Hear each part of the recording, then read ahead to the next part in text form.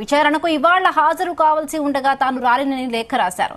Viral fever తో బాధపడుతున్నట్టు విచారణకు మరికొంత సమయం ఇవ్వాలని సీసీబీకి రాసిన లేఖలో ఆమె పేర్కొన్నారు. ఇది వైరల్ ఫీవర్ కాదు, సడన్ షాక్ వల్ల ఇలా జరిగింది.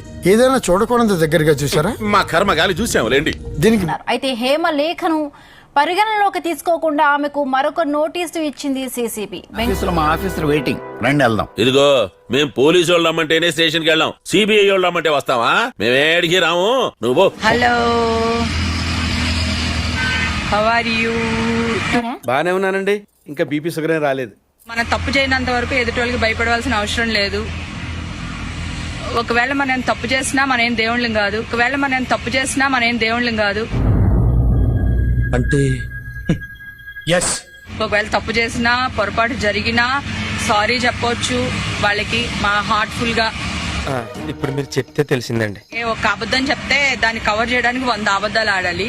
సో అందుకని 99.9% అబద్ధాలు ఆడకుండా ఉండటం చాలా బెటర్.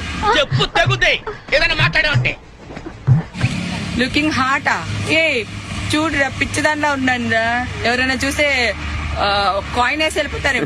వాడే ఉద్దేశంతో అన్నాడు. నేను హైదరాబాద్ లోనే ఉన్నాను. సో ఒక ఫామ్ హౌస్ లో ఎంజాయ్ చేస్తున్నాను, చిల్ అవుతున్నాను.